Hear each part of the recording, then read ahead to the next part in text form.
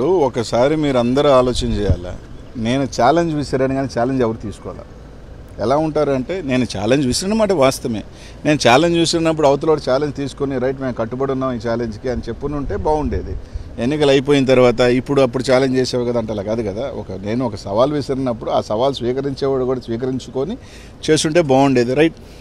ఏదో సామెత ఒకటి ఉంది, హనుమాన్ జంక్షన్లో నాకు బాగా నచ్చిన డైలాగు, గెలిచినోడు చెప్తాడు ఓడినోడు వినాలని. ఈరోజు వాళ్ళు చెప్తున్నారు, మేము వింటాం, పర్వాలేదు. ఈరోజు వాళ్ళు ఏదైనా చెప్తున్నారు, రైట్. వాళ్ళు ట్రోల్ చేసుకుంటున్నారు, చేసుకునే అబ్బాయి ఇబ్బంది ఏం లేదు. ట్రోల్ చేసుకునే స్థాయిలో మేము ఉన్నామంటే మేము ఎదిగినట్టే. We are in public. Good publicity or bad publicity is a publicity. నియోజకవర్గాల మార్పులు ఓటమిలో ఎంతవరకు ఫ్యాక్టర్కి పనిచేయదు? ఏమీ ఇప్పుడు పల్నాడులో నాకు 40,000 ఓట్లు ఎమ్మెల్యేల కన్నా ఎక్కువ వచ్చినాయి కదా చెప్తున్నా. కాబట్టి అదేం పెద్ద నేను కోరుకోను. ఎందుకంటే ఇంత పెద్ద ఎలక్షన్ దీంట్లో కొన్ని దగ్గరలా చూసుకున్నప్పుడు రకరకాల అనుమానాలు ఉన్నాయి, రకరకాలు ఉన్నాయి. కాబట్టి అదేం పెద్ద ఫ్యాక్టర్ నేను అనుకోను. వేరియస్ రీజన్స్ అన్వేషిస్తూ ఉన్నారు.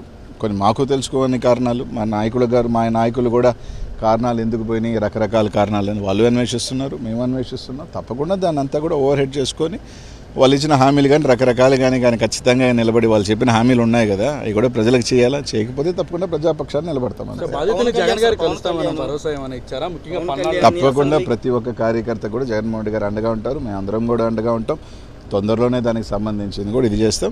తప్పకుండానే అందరం కూడా ఎప్పుడు కూడా ఏ గవర్నమెంట్కైనా కూడా కొంత టైం అనేది ఇస్తారు. ఎవరైనా కూడా ఒక 6 months 1 year దేనికైనా కూడా స్టార్టింగ్ పీరియడ్ ఉంటుంది.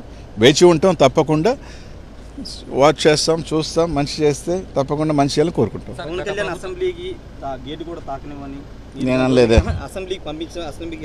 నేను అనలేదే. నేను అనలేదే అన్నమాట. తప్పకుండా నేను చెప్పేది అంటే పవన్ కళ్యాణ్ గేట్ దాటలేదు. ఫస్ట్ ఆఫ్ ఆల్ నేను అనలేదు. అది నేను అనలేదు, పక్కన పెట్టుకోండి. రైట్. ఇదే పవన్ కళ్యాణ్ గారు గతంలో ఓడిపోయారు, ఇప్పుడు గెలిచారు, అంతే. దాంట్లో ఏముంది. రేపు అనేది మళ్ళీ ఉంటుంది కదా రాజకీయాల్లో. It is a cycle. Congress party 10 years ఉంది, 15 years లేదు. చంద్రబాబు నాయుడు గారు కూడా 4 సార్లు ఓడిపోయారు, మళ్ళీ వచ్చారు కదా. అలా అని రేపు రాలేని ఎలా అనుకుంటాం? సరే, ఎవరు అనుకోవటం వాళ్ళ ఉద్దేశంలో మేము రాము అని అనుకుంటున్నారు. మేము ఎలా బౌన్స్ బ్యాక్ అవ్వాలని మేము అనుకుంటున్నాం, అంతే.